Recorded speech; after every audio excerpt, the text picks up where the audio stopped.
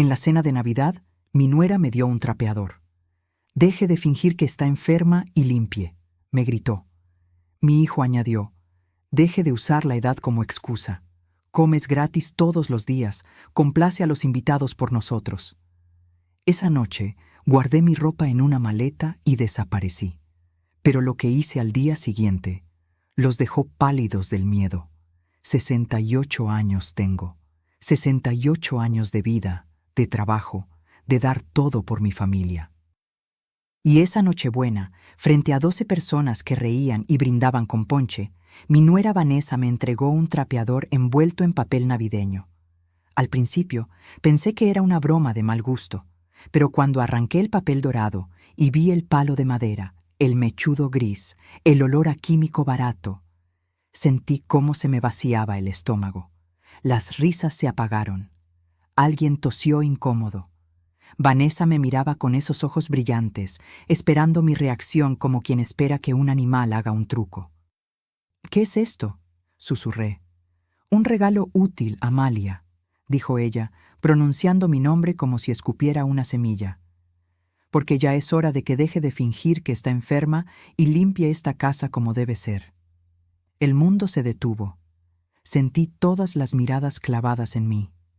La prima de Vanessa bajó la vista. El vecino de enfrente fingió revisar su celular. Mi hijo Rodrigo, mi único hijo, ese niño que cargué 9 meses y crié con mis propias manos, se quedó callado. «Rodrigo», logré decir, buscando sus ojos. Él se levantó de la mesa, alto, fuerte, con esa camisa nueva que yo misma había planchado esa mañana. Y cuando habló, su voz sonó fría, calculada, como si llevara semanas ensayando esas palabras. «Mamá, mi esposa tiene razón. Deje de usar la edad como excusa. Usted come gratis aquí todos los días. Lo mínimo que puede hacer es complacer a los invitados por nosotros. ¿O acaso cree que mantenerla no cuesta?». Cada palabra fue un puñal. No lloré, no grité. Algo dentro de mí se congeló, como cuando el agua se vuelve hielo y todo queda suspendido, duro, inmóvil.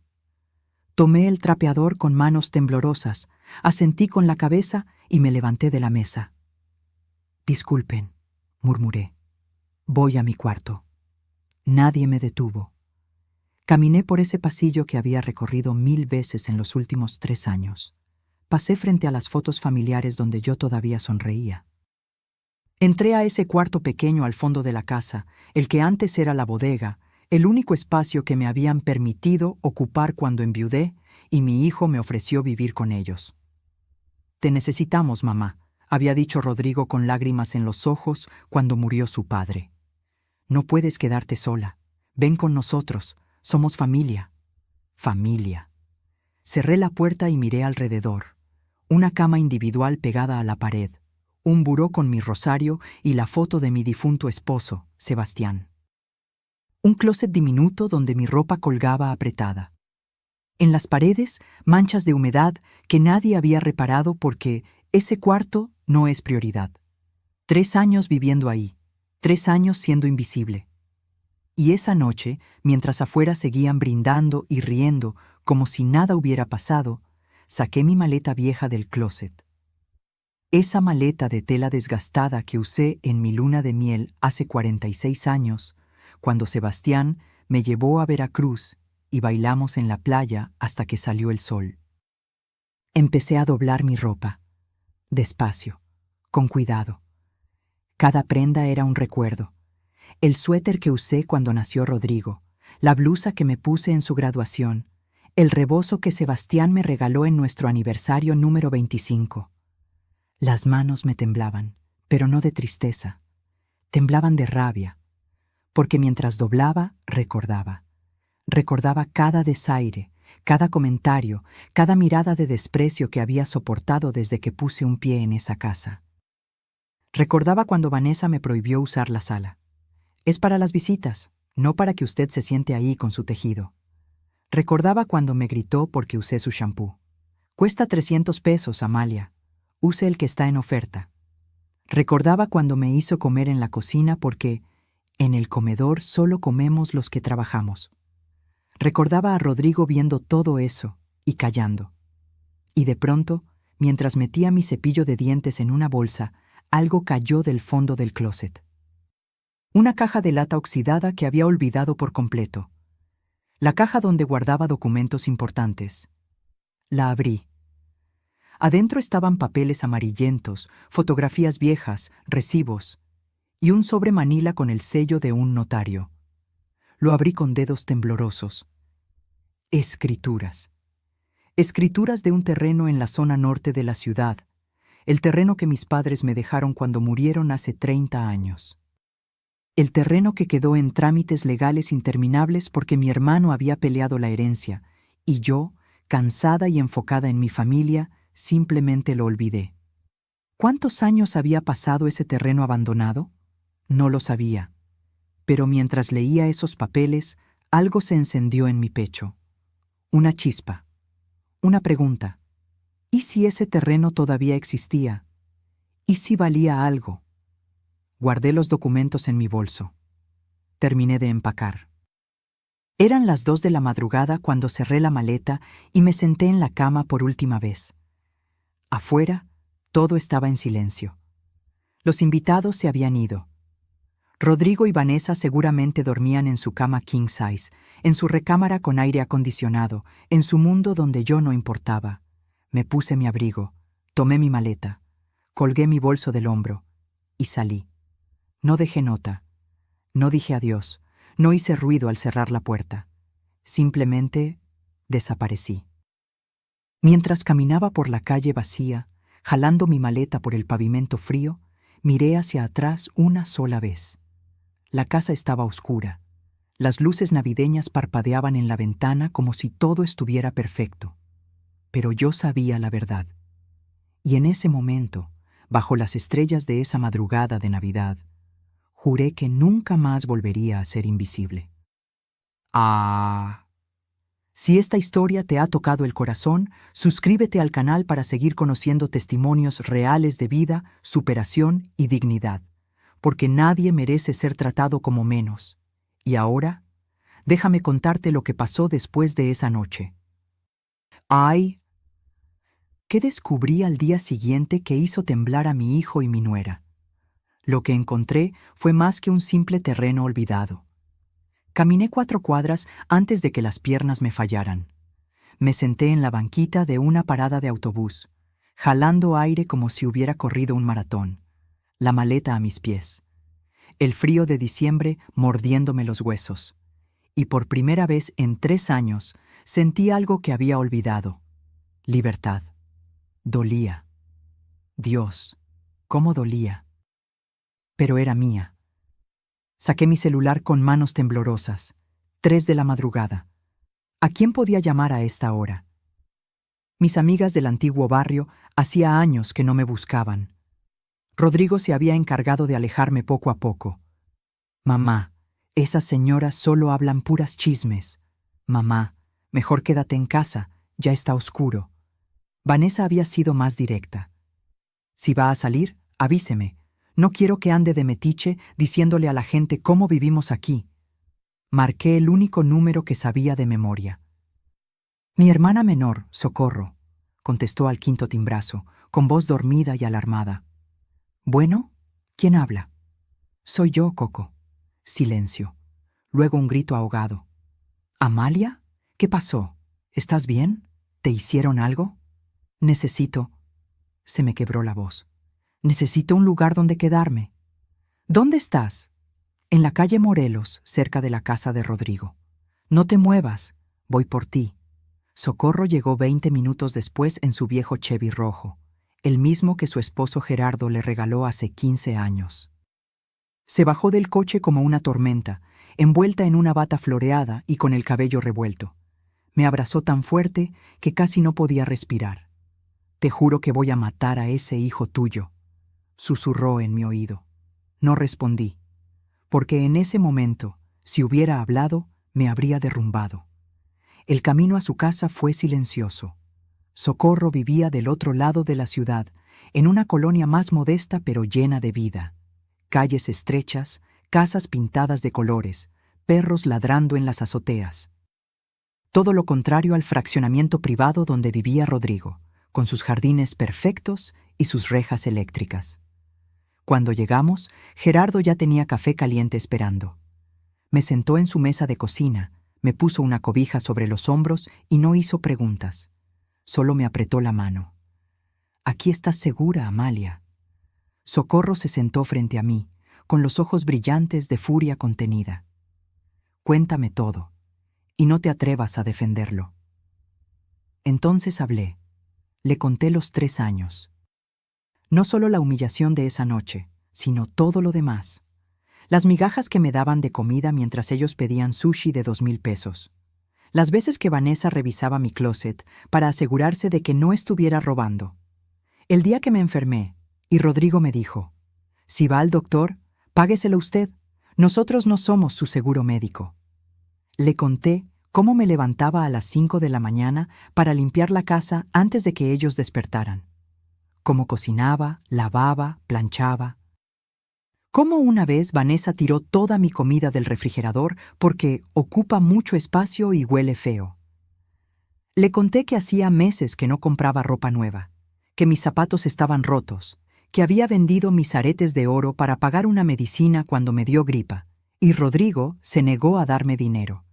Me convertí en su sirvienta, Coco, y lo peor es que yo lo permití. Socorro golpeó la mesa con tanta fuerza que las tazas saltaron. Siempre supe que esa víbora te estaba usando, desde el día que la conocí, con sus uñas postizas y su perfume caro. Pero Rodrigo me rompe el corazón. Yo cambié sus pañales cuando tú trabajabas doble turno. Yo lo cuidé cuando tuvo varicela. ¿Y así te paga? Gerardo intervino con su voz calmada. Lo importante ahora es que Amalia esté bien. Ya habrá tiempo para ajustar cuentas. Pero Socorro no terminaba. Amalia, ¿te acuerdas del terreno? Me quedé inmóvil. ¿Cuál terreno? El de papá y mamá. El que te dejaron en la herencia. ¿Nunca lo vendiste? El sobre Manila. Los papeles en mi bolso. Yo lo olvidé. Hubo problemas legales con Ramón y después te casaste, tuviste a Rodrigo, te dedicaste a tu familia y se te olvidó que tenías algo tuyo, completó Socorro. Amalia, ese terreno está en la zona norte. ¿Sabes lo que ha pasado ahí en los últimos años? Negué con la cabeza. Es la zona de mayor desarrollo inmobiliario de la ciudad. Han construido plazas comerciales, edificios de departamentos, oficinas. Ese terreno que heredaste, si todavía está a tu nombre, vale una fortuna. El corazón me dio un vuelco. Pero los trámites nunca se terminaron. Ramón peleó por su parte. Ramón murió hace 5 años, Amalia. Y cuando murió, su parte volvió a repartirse entre los herederos vivos. Es decir, tú y yo. Pero como tú eras la heredera principal en el testamento original, si nadie reclamó nada, ese terreno es tuyo. Me temblaban las manos. Saqué los papeles del bolso y los extendí sobre la mesa. Socorro los leyó con atención, pasando los dedos sobre las letras borrosas. Hay que ir mañana con un abogado, con el licenciado Esteban, el que trabajó con tu esposo. ¿Don Esteban todavía trabaja? Tiene 80 años, pero sigue activo. Y te conoce. Confía en él. Esa noche dormí en el cuarto de huéspedes de Socorro. Una cama suave, una ventana con cortinas limpias, un buró con una veladora de la Virgen de Guadalupe, tan diferente a esa bodega oscura donde había pasado 1000 noches sintiéndome como una intrusa. Pero no pude dormir. Me quedé mirando el techo, recordando cómo Rodrigo había cambiado desde que se casó con Vanessa, cómo sus visitas se volvieron escasas después de la boda, cómo, cuando Sebastián murió y yo quedé sola en esa casa grande y vacía, Rodrigo apareció con la solución perfecta. Vente a vivir con nosotros, mamá. No puedes quedarte sola. Te necesitamos. ¿Me necesitaban? ¿O necesitaban a alguien que limpiara su casa gratis? Recordé algo más. Algo que en su momento no me pareció raro, pero que ahora cobraba sentido. 6 meses después de que me mudé con ellos, Vanessa empezó a hacer preguntas. Preguntas sobre mi situación económica. Sobre si Sebastián me había dejado algo. sobre si yo tenía propiedades o ahorros. Solo curiosidad, suegra. Es que queremos ayudarla si necesita algo. Yo, inocente, le había contado todo. Que la casa donde vivía con Sebastián la habíamos vendido para pagar sus deudas médicas, que sus ahorros se habían esfumado en tratamientos, que yo solo tenía mi pensión mensual de 7,000 pesos. Nunca mencioné el terreno, porque lo había olvidado. ¿Y si ellos creían que yo no tenía nada? ¿Y si por eso se atrevieron a tratarme así? Una idea comenzó a formarse en mi cabeza, oscura, retorcida, pero justa. ¿Qué pasaría si descubrieran que yo sí tenía algo? Que yo no era la vieja inútil que pensaban. Me levanté de la cama. Busqué los papeles otra vez. Los leí línea por línea bajo la luz de mi celular. Y ahí estaba, en la esquina del documento. Una nota a mano de mi padre, escrita con tinta azul hace 30 años. Para mi hija Amalia. Que este terreno le dé la libertad que tanto merece. Papá.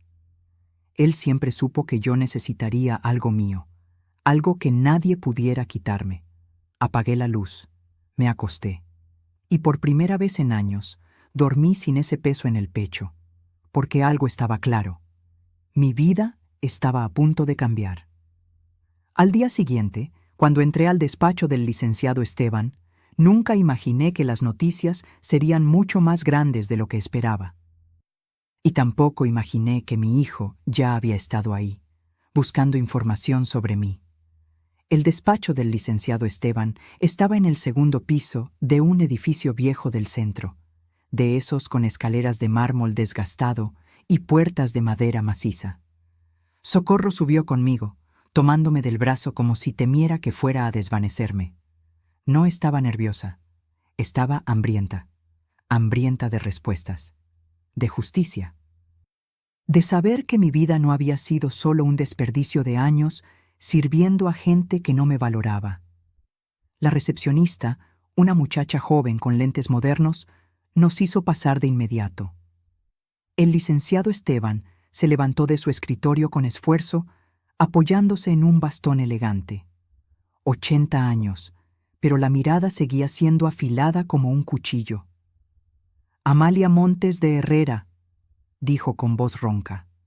¿Cuántos años sin verte? Demasiados, licenciado. Me senté frente a él. Socorro se quedó de pie, nerviosa. El licenciado acomodó sus lentes y extendió la mano. A ver esos documentos. Le entregué el sobre manila. Él lo abrió despacio, con reverencia, como quien abre un libro antiguo. Sus ojos recorrieron las escrituras, los sellos, las firmas. Pasaron 5 minutos en silencio absoluto, solo el tic-tac del reloj de pared y el sonido de las hojas al pasar. Finalmente dejó los papeles sobre el escritorio y me miró fijamente. Amalia, ¿tú sabes lo que tienes aquí? Un terreno que mis padres me dejaron. Pero los trámites nunca se completaron por problemas con mi hermano Ramón. Ramón falleció hace 5 años intestado. Sus derechos se repartieron automáticamente entre los herederos legales del patrimonio original, es decir, tú y Socorro. Pero como tú eras la heredera principal designada por tus padres, y Socorro nunca reclamó su parte, porque yo no necesitaba nada, interrumpió mi hermana. Ese terreno era para Amalia desde siempre. El licenciado asintió. El terreno está completamente a tu nombre, Amalia. Los trámites se cerraron automáticamente hace 3 años por prescripción adquisitiva. Es tuyo. Legal, total, absolutamente tuyo. El corazón me latía tan fuerte que podía escucharlo en mis oídos. ¿Y vale algo? Don Esteban sacó una carpeta de su archivero. La abrió y me mostró mapas, avalúos recientes, fotografías satelitales. Ese terreno está en la avenida Insurgentes Norte, a 2 cuadras del nuevo centro comercial Galerías del Valle. Tiene 5,000 metros cuadrados. El metro cuadrado en esa zona está cotizado en 1,700 pesos. Hice los cálculos en mi cabeza. Socorro lo hizo más rápido. 8,5 millones de pesos, susurró. La oficina comenzó a girar. No puede ser. Sí puede ser. dijo el licenciado con una sonrisa. Y hay más. ¿Más? Tu esposo, Sebastián, fue un hombre previsor. Cuando trabajé con él hace años, no solo hicimos su testamento, también estableció varios certificados de inversión a tu nombre en el banco. Inversiones a largo plazo que maduraban 10 años después de su muerte. Sebastián murió hace 11 años. Exacto. Esas inversiones maduraron hace un año. Yo mandé cartas al domicilio donde vivías con tu hijo, pero nunca obtuve respuesta. La sangre se me heló. ¿Qué cartas? 3 cartas certificadas. La última hace 4 meses. Informándote que tenías 2.300.000 pesos esperando en una cuenta de fideicomiso. Socorro se dejó caer en una silla. Dios mío, yo no podía hablar, no podía respirar, porque de pronto todo cobraba sentido.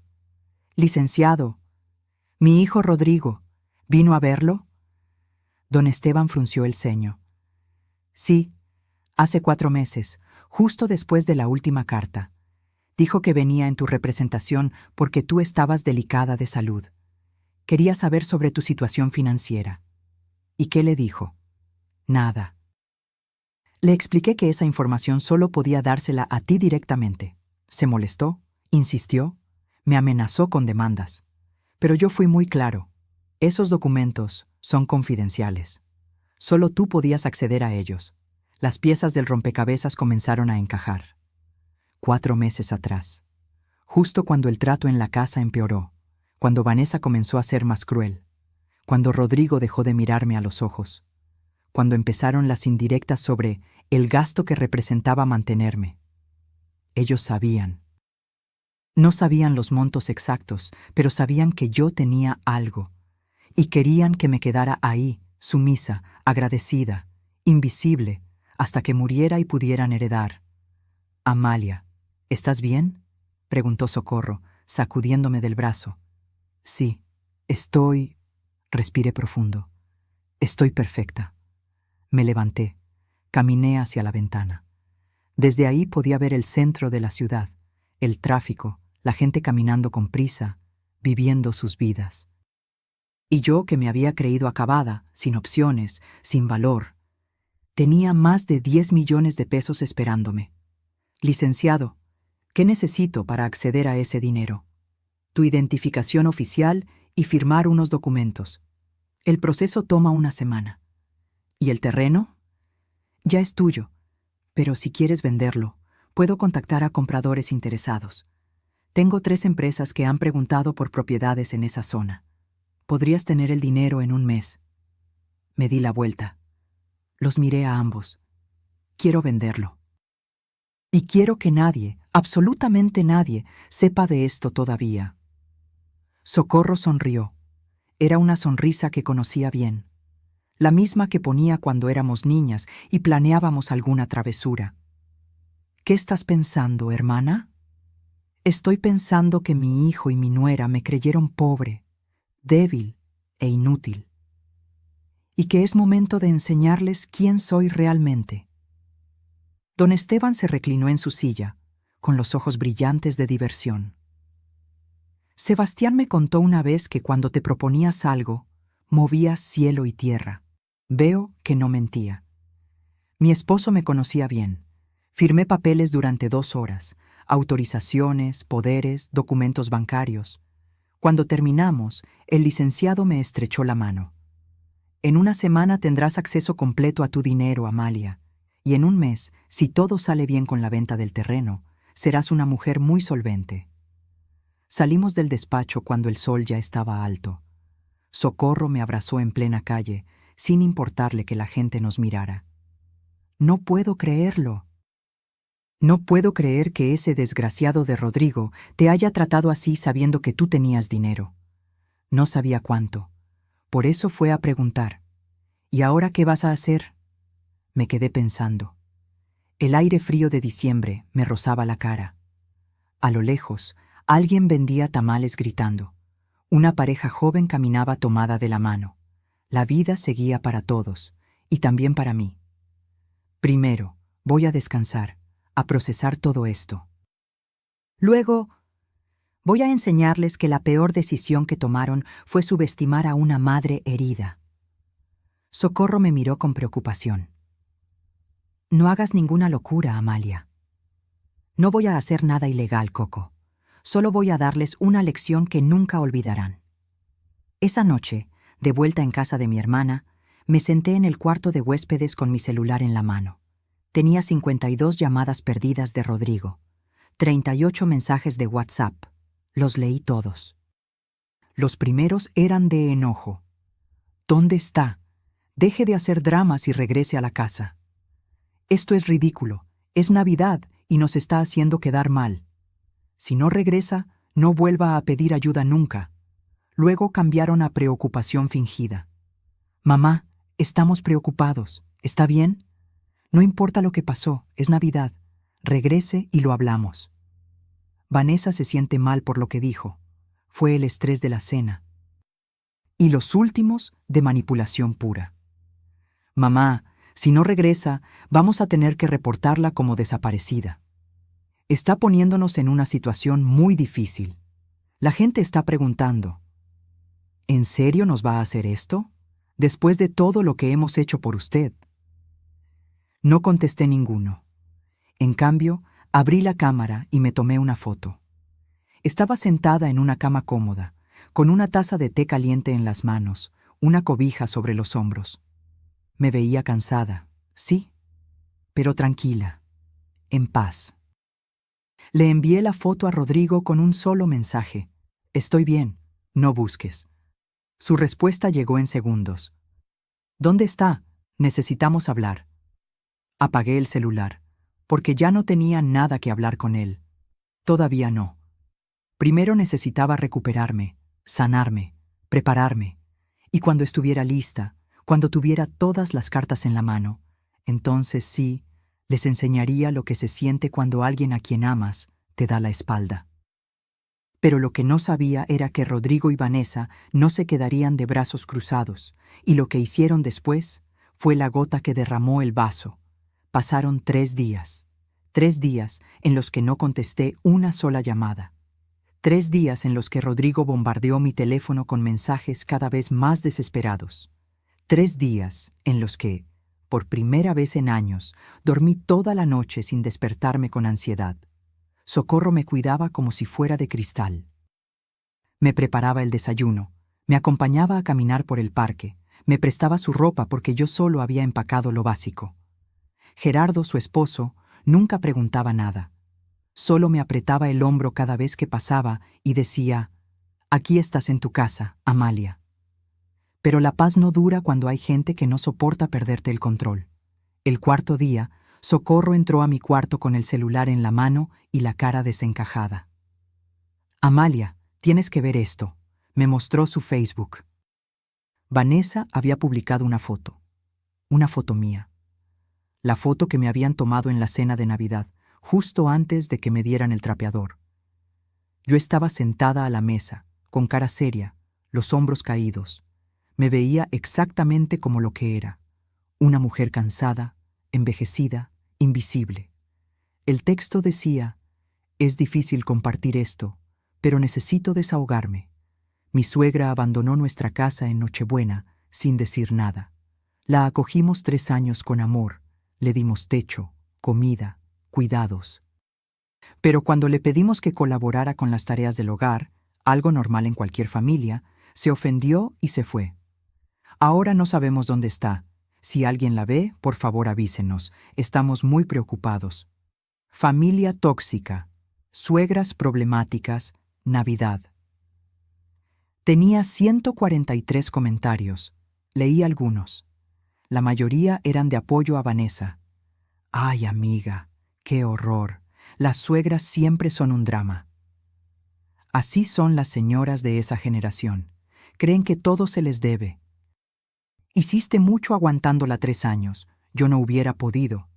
Pero había otros que me defendían. «Momento, yo estuve en esa cena. No cuentas que le diste un trapeador como regalo de Navidad delante de todos». ¿De verdad vamos a creer que una señora de casi 70 años se fue por capricho? Algo más pasó ahí. Conozco a esa familia. La señora trabajaba como burro en esa casa y nunca la trataron bien. Socorro estaba furiosa. Esa maldita está intentando hacerte quedar como la loca. Como si tú fueras el problema. No dije nada, solo seguí leyendo. Porque entre todos esos comentarios, había uno que me llamó la atención. Era de Luz Marina, mi vecina del antiguo barrio. La señora que me vendía flores cada domingo para llevarle a Sebastián al panteón. Vanessa, yo conozco a doña Amalia desde hace 30 años. Es una de las mujeres más nobles que he conocido. Si se fue de tu casa, fue porque tenía razones de peso. Y lo del trapeador fue una grosería que todos vimos. No intentes hacerte la víctima ahora. Sentí algo cálido en el pecho.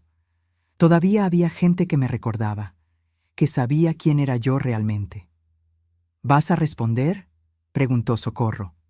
No. ¿Cómo que no? Está arrastrando tu nombre por el suelo. Que hable, que diga lo que quiera. Cuando llegue el momento, todos sabrán la verdad. Pero Socorro tenía razón en algo. Vanessa no iba a parar, y Rodrigo tampoco. Esa misma tarde, mi hijo apareció en la casa de Socorro. Gerardo abrió la puerta. Yo estaba en el cuarto, pero podía escuchar todo. Las paredes en esa casa eran delgadas. Necesito ver a mi mamá, dijo Rodrigo. Su voz sonaba tensa, controlada. No está disponible, respondió Gerardo con firmeza. Es mi madre. Tengo derecho a verla. Ella decidirá cuándo quiere verte. Respeta eso. Usted no entiende. Mi esposa está muy afectada. La gente está hablando. Necesitamos resolver esto. Lo que necesitan es reflexionar sobre cómo la trataron.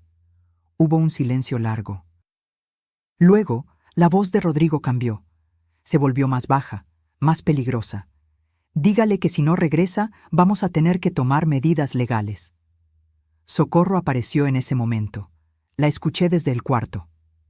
¿Medidas legales? ¿Qué medidas legales, Rodrigo? Tu mamá no te debe nada. No robó nada.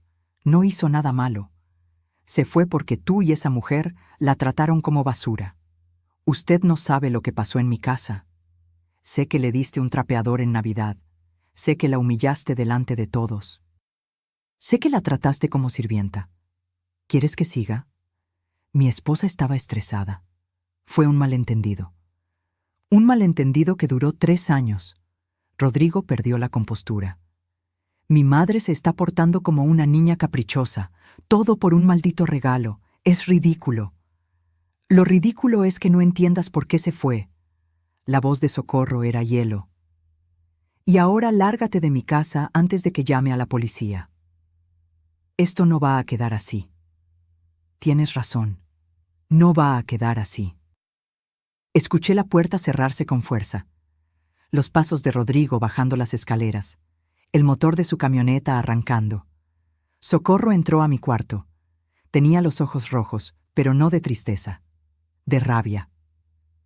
Ese muchacho está perdido, Amalia. Completamente perdido. Me levanté de la cama. Caminé hacia la ventana. Desde ahí podía ver la camioneta de Rodrigo alejándose. Una Ram negra del año, con rines cromados. La había comprado hace 6 meses.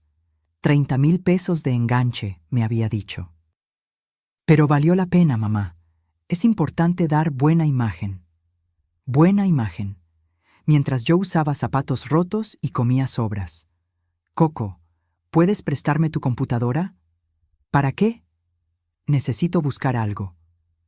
Media hora después, estaba leyendo el perfil completo de Vanessa en redes sociales. No solo Facebook, Instagram, TikTok, Twitter. Esta mujer documentaba su vida entera en Internet. Y lo que encontré me dejó helada. Fotos de restaurantes caros. Date night con mi amor. Fotos en el gimnasio de lujo. Cuidándome para él, fotos de ropa de marca. Me consiento porque me lo merezco. Fotos en spas, en salones de belleza, en viajes a la playa. Todo mientras me decían que no había dinero para comprarme un par de zapatos nuevos.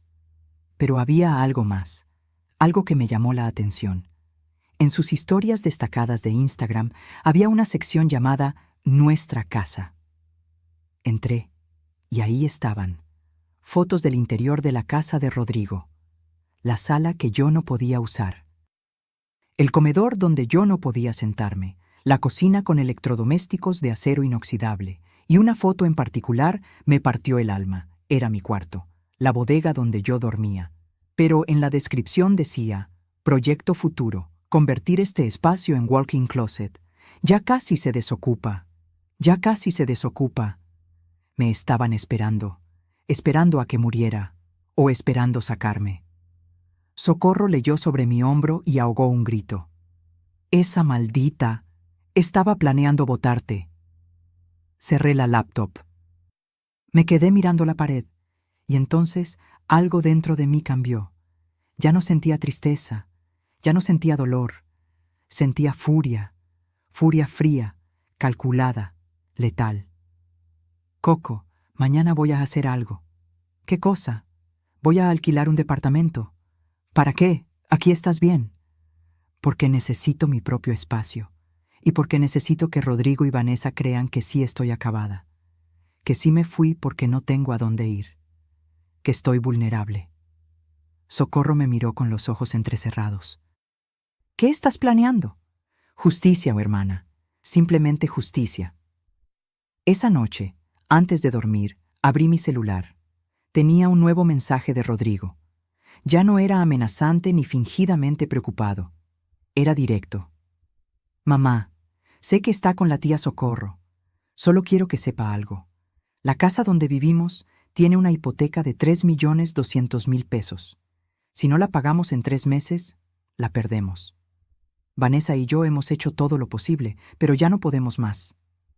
Pensé que usted podría ayudarnos. Sé que papá le dejó algo. Solo necesitamos un préstamo. Se lo pagaríamos en cuanto salgamos adelante. Por favor, mamá. Somos familia. Leí el mensaje 3 veces, y entonces solté una risa. Una risa amarga, seca, que me sorprendió a mí misma. Ahí estaba, la verdad desnuda. No me querían de vuelta porque me extrañaran. Me querían de vuelta porque necesitaban mi dinero. Le respondí con calma, eligiendo cada palabra. Rodrigo, cuando me diste ese trapeador, me enseñaste que para ti yo solo valgo por lo que puedo hacer. Ahora me escribes porque necesitas dinero. ¿Ves el patrón? No soy tu madre, soy tu recurso. Y lamento decirte que ese recurso se agotó. Resuelve tus problemas tú solo. Envié el mensaje.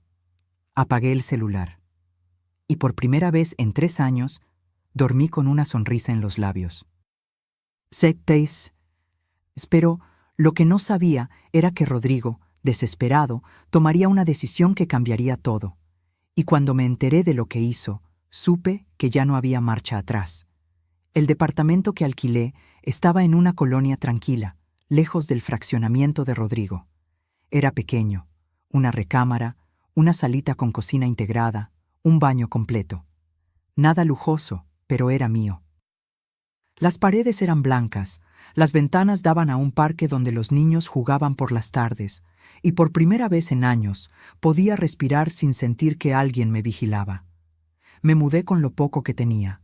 Socorro me ayudó a comprar algunas cosas básicas: platos, sábanas, una cafetera. Insistió en regalarme una virgen de cerámica para la entrada. Para que te proteja, dijo abrazándome. No le conté sobre el dinero. Todavía no. Quería mantener todo en secreto hasta el momento indicado. Una semana después de mudarme, el licenciado Esteban me llamó. Amalia, ven al despacho. Hay algo que necesitas saber. Su voz sonaba grave, preocupada. Llegué esa misma tarde. Don Esteban me esperaba con una carpeta azul sobre el escritorio. Se veía más viejo que la última vez, como si algo le pesara en los hombros. Siéntate, por favor. Me senté. El corazón ya me latía rápido. ¿Qué pasa, licenciado? Él abrió la carpeta y sacó unos papeles. Eran copias de solicitudes, formularios oficiales con sellos. Rodrigo vino de nuevo hace 2 días. Esta vez trajo a un abogado. Intentaron presentar un recurso de interdicción contra ti. La palabra me golpeó como un puño. ¿Interdicción? Querían declararte incapaz mentalmente para tomar decisiones financieras. Argumentaron que tienes deterioro cognitivo severo y que abandonaste tu hogar sin razón aparente. El objetivo era que Rodrigo quedara como tu tutor legal y pudiera administrar tus bienes. El mundo se detuvo. Pero yo estoy perfectamente bien. Lo sé. Por eso rechacé la solicitud de inmediato y les advertí que si intentaban algo así de nuevo, los reportaría por intento de fraude. Pero Amalia, esto es grave. Tu hijo está desesperado. Y una persona desesperada es capaz de cualquier cosa. Me temblaban las manos, las escondí bajo la mesa.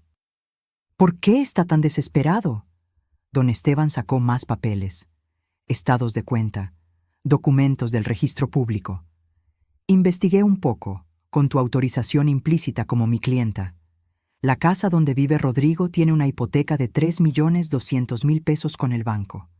Están atrasados 4 meses en los pagos. El banco ya inició el proceso de ejecución hipotecaria. En 2 meses, si no pagan, pierden la casa. Él me lo dijo. Me pidió dinero. Hay más. Vanessa tiene deudas de tarjetas de crédito por 700.000 pesos. Están registrados en el buró de crédito como alto riesgo y hace 3 meses solicitaron un préstamo personal que fue rechazado. Cada palabra era una pieza más del rompecabezas. Entonces, ¿cuándo empeoró el trato hacia mí? Según mis registros, yo mandé la primera carta sobre tus inversiones hace 8 meses. Rodrigo vino a preguntar hace 4. ¿El maltrato aumentó en ese periodo? Cerré los ojos. Recordé. Las humillaciones más fuertes habían empezado hace 6 meses. Los comentarios sobre ser una carga, las restricciones de comida, el trapeador de Navidad. Sí, todo empeoró en esos meses. Porque sabían que tenías dinero, pero no podían acceder a él. Intentaron mantenerte sumisa, dependiente, agradecida. Y cuando no funcionó, cuando te fuiste, entraron en pánico. Don Esteban se quitó los lentes y me miró directo a los ojos. Amalia, necesitas protegerte. Legalmente. Ahora. ¿Cómo? Primero, vamos a hacer un testamento nuevo. Uno donde dejes muy claro que estás en pleno uso de tus facultades y que tomas tus decisiones libremente. Segundo, vamos a nombrar testigos que certifiquen tu estado mental. Y tercero, vamos a proceder con la venta del terreno lo más rápido posible, antes de que Rodrigo intente bloquearlo. ¿Puede hacer eso? Puede intentarlo. Puede poner demandas infundadas que retrasen el proceso. Por eso debemos actuar rápido. Pasamos 3 horas en ese despacho. Firmé documentos, di testimonios grabados. Don Esteban trajo 2 testigos independientes, un médico y una trabajadora social, que me hicieron evaluaciones para certificar que yo estaba mentalmente competente. Cuando terminamos, estaba exhausta, pero también aliviada. El terreno se vendió, dijo don Esteban mientras guardaba los papeles. La empresa constructora aceptó la oferta, 8,5 millones de pesos. El dinero estará en tu cuenta en una semana. ¿Y las inversiones de Sebastián? Ya están disponibles. Solo necesitas ir al banco a firmar. 2,300,000 pesos. 10,800,000 pesos. Era más dinero del que había visto en toda mi vida. Licenciado, ¿sabe lo que voy a hacer con esto? Él sonrió con cansancio. No. ¿Qué vas a hacer? Voy a vivir con dignidad. Y voy a enseñarles a mi hijo y a esa mujer que el amor de una madre no se compra, no se mendiga y no se pisotea. Tu esposo estaría orgulloso. Salí del despacho cuando ya oscurecía. El centro estaba lleno de gente saliendo de trabajar, vendedores ambulantes gritando, el olor a fritangas y escape de camiones. Pero yo caminaba como flotando, porque por primera vez en años mi futuro dependía solo de mí. Llegué a mi departamento y me preparé un té. Me senté en el pequeño sillón que Socorro me había regalado y abrí mi celular. Tenía mensajes nuevos de Rodrigo. Ya no eran súplicas. Eran amenazas apenas disimuladas. Mamá, sé que el licenciado Esteban te está metiendo ideas en la cabeza. Él solo quiere tu dinero. No confíes en extraños, confía en tu familia. Vanessa está muy afectada por todo esto. Tuvo que ir al psicólogo. Si algo le pasa, será tu culpa. La gente del barrio está preguntando por ti. Están diciendo cosas horribles. ¿Eso es lo que quieres? ¿Destruir el nombre de esta familia? Bloqueé su número. Pero no bloqueé a Luz Marina, mi antigua vecina. Ella me había escrito también. Doña Amalia, no sé si verá este mensaje, pero quiero que sepa algo. Su hijo estuvo preguntando en el barrio si alguien sabía dónde estaba usted. Parecía muy nervioso. También preguntó si usted tenía amigos o conocidos que pudieran estar ayudándola económicamente. Le dije que no sabía nada, pero me dio mala espina. Cuídese, por favor. Le respondí. Gracias, Luz Marina, estoy bien. Y no te preocupes, sé cuidarme sola. Esa noche no pude dormir. No por ansiedad, sino por rabia. Mi hijo, el niño que había cargado en brazos, que había cuidado cuando tuvo neumonía a los 5 años, que había alimentado con el dinero que ganaba limpiando casas ajenas cuando Sebastián apenas empezaba a trabajar. Ese hijo estaba intentando declararme loca para robarme. No era tristeza lo que sentía, era decepción, profunda, dolorosa, irreparable. Pero también era claridad, porque ahora sabía que no había vuelta atrás. No había reconciliación posible. No había familia que salvar, solo había una madre que necesitaba defenderse y una lección que debía enseñarse. Me levanté de la cama, fui a la cocina, saqué una libreta y una pluma y empecé a escribir. No era un plan de venganza, era un plan de justicia. Punto 1. Asegurar todo el dinero en cuentas que Rodrigo no pudiera tocar. Punto 2. Rehacer mi vida con dignidad lejos de gente tóxica. Punto 3. Cuando llegara el momento indicado, cuando Rodrigo y Vanessa estuvieran al borde del precipicio, entonces sí, mostrarles quién era yo realmente. No para lastimarlos, para que aprendieran. Cerré la libreta, apagué la luz y me dormí con la certeza de que el juego apenas comenzaba. Pero mientras yo planeaba en silencio, Rodrigo y Vanessa dieron un paso que cruzó todos los límites. Y cuando me enteré de lo que le dijeron a la gente, supe que había llegado el momento de actuar. El dinero llegó a mi cuenta un martes por la mañana. Estaba tomando café en mi pequeña cocina cuando el celular vibró con la notificación del banco. Transferencia recibida. 10,800,000 pesos. Me quedé mirando la pantalla durante 5 minutos completos. Los números parecían irreales, como si fueran a desaparecer si parpadeaba. Pero no desaparecieron. Llamé a don Esteban de inmediato. Licenciado, el dinero ya está. Perfecto. Ahora escúchame bien, Amalia. Divide ese dinero en varias cuentas, no todo en un solo lugar, y contrata los servicios de banca privada del banco. Necesitas protección adicional. ¿Protección? Si Rodrigo intenta algo legal, queremos que quede claro que ese dinero está bien administrado y que tú estás en pleno control de tus decisiones. Seguí sus instrucciones al pie de la letra. Esa misma tarde fui al banco. Me atendió una ejecutiva joven, elegante, que al ver el monto en mi cuenta cambió completamente de actitud. Señora Herrera, será un honor ayudarla. ¿Ha considerado opciones de inversión? 3 horas después, salí del banco con todo organizado.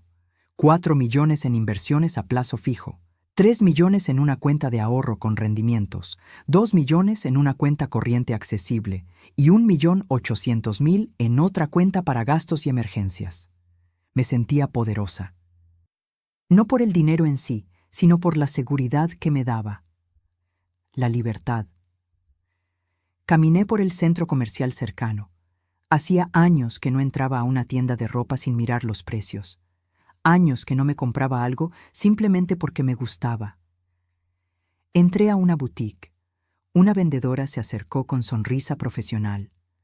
Buenas tardes, señora. ¿Busca algo en particular? Sí. Busco verme como la mujer que soy, no como la mujer que me hicieron creer que era. Ella parpadeó, confundida. Luego sonrió con complicidad. Entiendo perfectamente. Venga conmigo. Salí de ahí con 4 bolsas. Ropa nueva, zapatos cómodos pero elegantes, un abrigo de lana color vino. Gasté 12,000 pesos sin pestañear. Luego fui a la peluquería. Me corté el cabello que había traído largo y descuidado durante años. La estilista, una muchacha con mechas moradas, me aconsejó: ¿qué tal un corte bob a los hombros? Le daría un aire renovado, más juvenil. Hágalo. 2 horas después, salí de ahí con un corte moderno, el cabello pintado para cubrir las canas, y sintiéndome 30 años más joven. De regreso a mi departamento, me vi en el espejo del elevador, y no reconocí a la mujer que me devolvía la mirada. Esa mujer tenía la espalda derecha, la mirada firme, una sonrisa leve pero segura. Esa mujer ya no pedía permiso para existir. Los días siguientes fueron de reconstrucción. Me inscribí en un club de lectura que se reunía los jueves en la biblioteca municipal. Ahí conocí a Hortensia, una señora de 72 años, con un humor afilado y una risa contagiosa. Amalia, ¿verdad? Socorro me habló de ti, me dijo mientras tomábamos café después de la sesión. ¿Conoces a mi hermana? Desde hace años. Me contó por lo que pasaste. Y déjame decirte algo. Cualquier hijo que trate así a su madre no merece el apellido que lleva. Me cayó bien de inmediato. Fue Hortensia quien, 2 semanas después, me dio la información que lo cambió todo. Estábamos en su casa, tomando té de manzanilla y comiendo galletas de avena, cuando ella puso cara seria. Amalia, necesito contarte algo, pero me vas a prometer que no vas a hacer ninguna locura. El corazón me dio un vuelco. ¿Qué pasa? Vanessa anda diciendo cosas feas. ¿Qué tipo de cosas? Hortensia sacó su celular y me mostró un grupo de WhatsApp. Se llamaba Vecinas del Fraccionamiento Valle Dorado. Yo había vivido ahí cuando estaba con Rodrigo, pero nunca me habían incluido en ese grupo. Scrolleó hasta encontrar los mensajes. Eran de Vanessa, de hace 3 días. Chicas, necesito su consejo. Mi suegra nos robó dinero y desapareció. Hemos intentado hablar con ella, pero nos tiene bloqueados. Estamos considerando denunciarla. ¿Alguna sabe de un buen abogado? Sentí que la sangre me hervía. Seguí leyendo las respuestas. Ay, no, amiga. ¿Cuánto les robó? ¡Qué horror! Las suegras siempre son problemáticas. Yo conozco un abogado especialista en fraude familiar. Te paso su contacto. Pero también había otros mensajes. Mensajes que me sorprendieron. Vanessa, yo vi cómo tratabas a tu suegra. No creo que ella sea la mala aquí. Un momento, ¿no fue ella a quien le diste un trapeador en Navidad delante de todos? Mi esposo estaba en esa cena y me contó. Si tu suegra se fue, fue por algo. Y sinceramente, no me sorprende. Vanessa había respondido con furia. Ustedes no saben nada de lo que pasó en mi casa. Doña Amalia siempre fue manipuladora. Fingía estar enferma para no trabajar. Nos sacó hasta el último peso. Hortensia me quitó el celular de las manos. Ya es suficiente. No necesitas leer más. Está diciendo que le robé. Y la mitad del grupo no le cree. Pero Amalia, esto es serio. Si presenta una denuncia falsa, que la presente. Hortensia me miró sorprendida. ¿Qué? Que presente la denuncia. Que diga lo que quiera.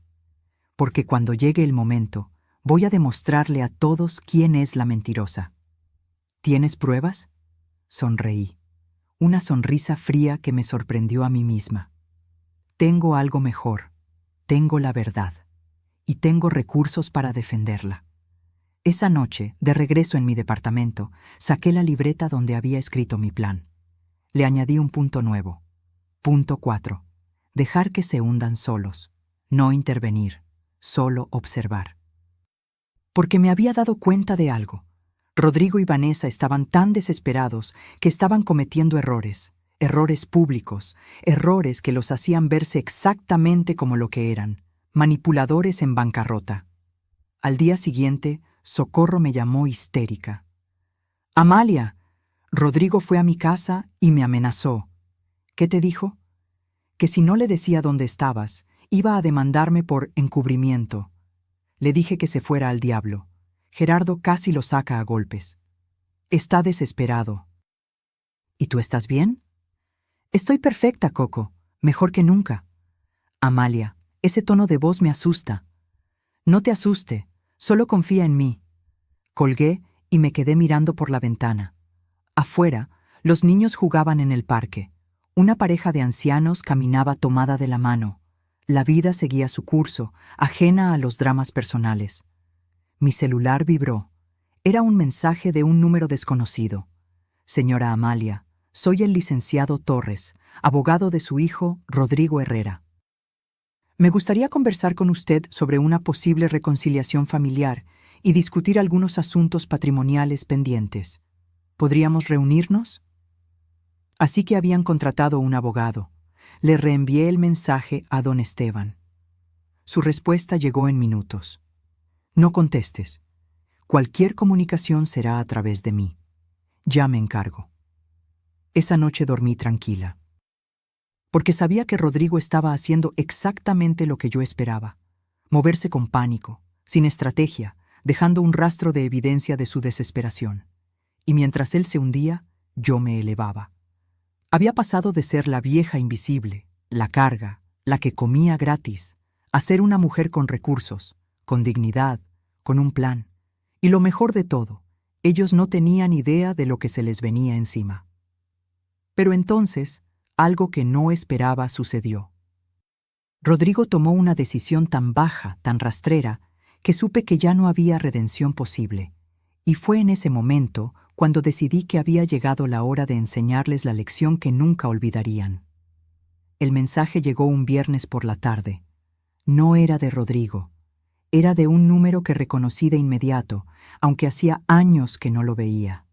Mi prima Leonor, la hermana de mi difunto esposo Sebastián. «Amalia, necesito hablar contigo. Es urgente. Por favor, llámame». Leonor vivía en Querétaro. No nos habíamos visto desde el funeral de Sebastián. Éramos cercanas antes, pero la distancia y la vida nos habían alejado. ¿Por qué me escribía ahora? Marqué su número con desconfianza. «¿Leonor?» «Amalia, gracias a Dios que contestas». Su voz sonaba angustiada. «Necesito contarte algo. Rodrigo me llamó ayer. Se me heló la sangre». «¿Qué te dijo?» «Me dijo que estás muy enferma, que tienes demencia avanzada y que te escapaste de casa. Que están desesperados buscándote porque necesitas medicamentos y cuidados especiales. Me pidió que si sabía algo de ti, se lo dijera de inmediato». Cerré los ojos, respiré profundo. «Leonor, ¿tú le creíste?» Hubo una pausa larga. Al principio sí, me asusté mucho, pero luego pensé: si Amalia está tan enferma, ¿por qué Rodrigo no ha reportado nada oficial? ¿Por qué no ha ido a la policía? Entonces te marqué para saber la verdad. La verdad es que estoy perfectamente sana. Lo que tengo es dignidad recuperada. Le conté todo. No omití nada. El trapeador, los maltratos, las humillaciones, el intento de interdicción, las mentiras. Leonor escuchó en silencio, y cuando terminé, la oí sollozar. Sebastián se revolcaría en su tumba si supiera esto. Él adoraba a Rodrigo, pero también te adoraba a ti. Siempre decía: «Amalia es la mujer más fuerte que conozco, pero se hace la suave para no lastimar a nadie». Tu hermano me conocía bien. ¿Qué vas a hacer? Algo que debí hacer hace mucho tiempo: ponerme a mí primero. Si necesitas algo, lo que sea, cuenta conmigo. Gracias, Leonor.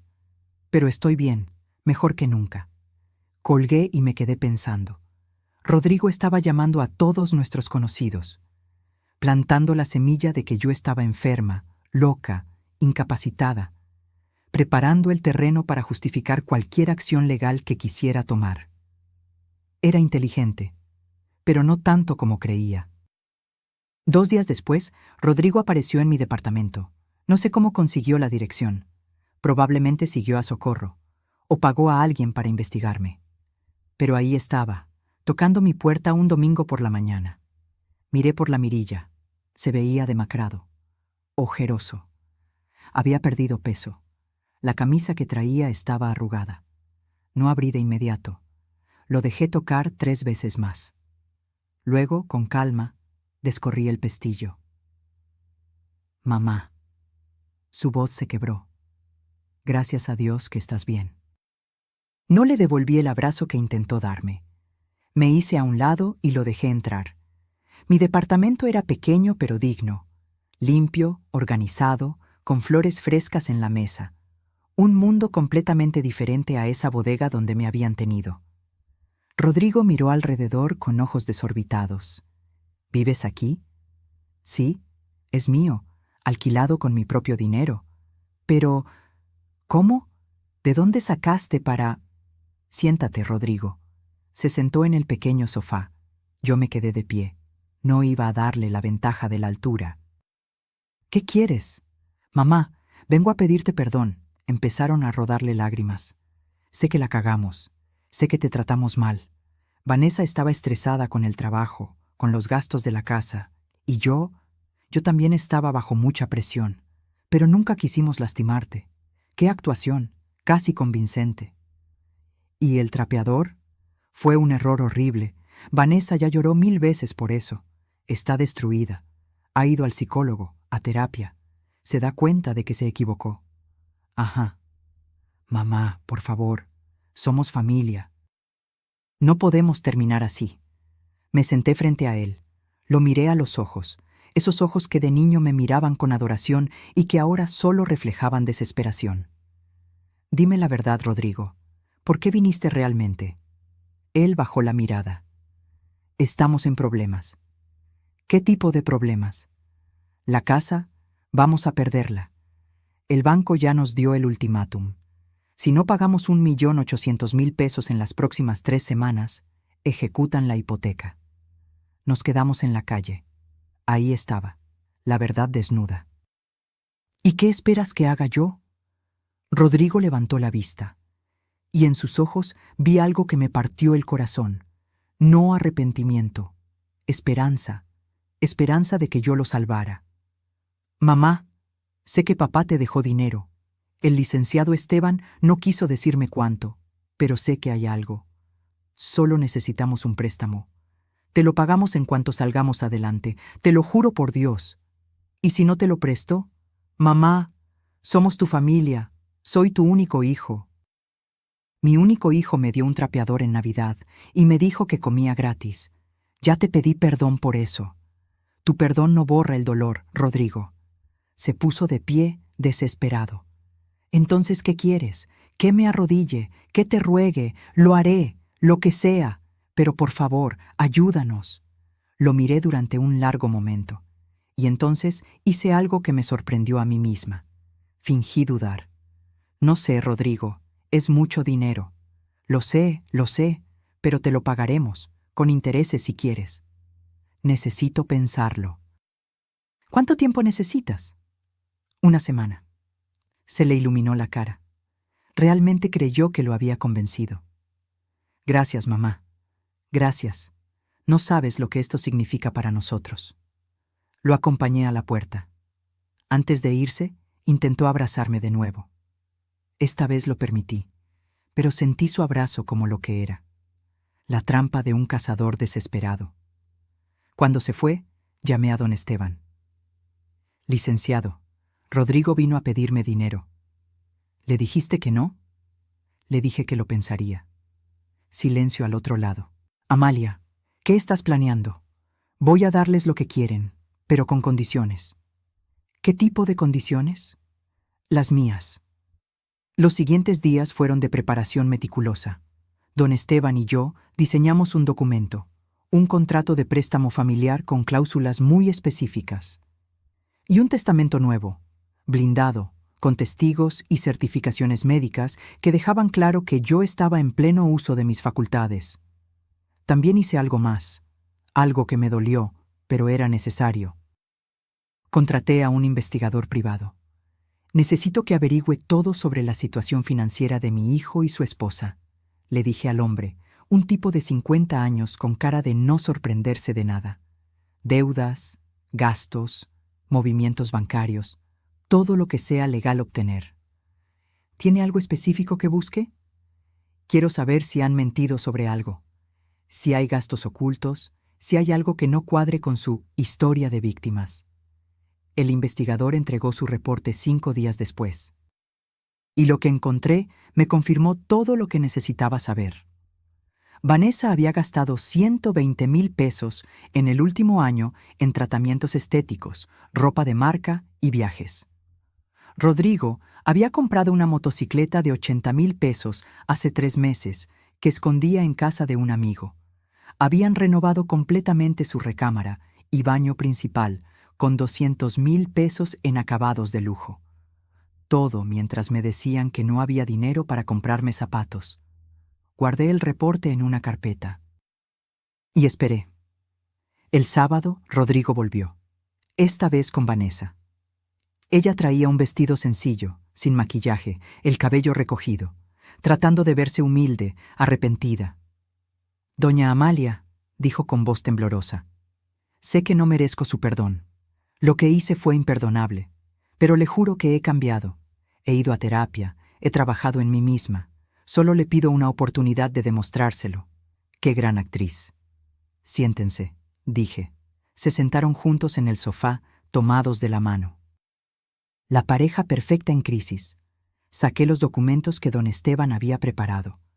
Si voy a prestarles dinero, será bajo mis condiciones. Las que sean, dijo Rodrigo de inmediato. Primero, es un préstamo, no un regalo. Firmarán un pagaré legal. Tienen 2 años para pagarlo con un interés del 10% anual. Perfecto. Segundo, como garantía, la casa quedará a mi nombre hasta que terminen de pagar. Rodrigo palideció. Mamá, eso es lo que pasa cuando pides dinero prestado. Se llama garantía. Vanessa le apretó la mano. Está bien, Rodrigo, lo importante es no perder la casa. Tercero, continué, si incumplen un solo pago, yo tomo posesión de la propiedad de inmediato, sin apelaciones. Mamá, eso es muy duro. La vida es dura, hijo. ¿Aceptan o no? Se miraron entre ellos. Vanessa asintió primero. Rodrigo, con la mandíbula tensa, también asintió. Aceptamos. Entonces firmen. Firmaron. Cada hoja, cada cláusula. Don Esteban había venido como testigo, junto con Socorro y Gerardo. Cuando terminaron, Rodrigo me miró con ojos húmedos. Gracias, mamá. No sabes cuánto significa esto. Oh, créeme, dije con una sonrisa que no les gustó. Sé exactamente lo que significa. Les transferí el 1,800,000 pesos esa misma tarde. Salieron de mi departamento aliviados, pensando que habían ganado, pero no sabían que yo acababa de tender la trampa perfecta. Porque en ese contrato había una cláusula que no habían leído con cuidado.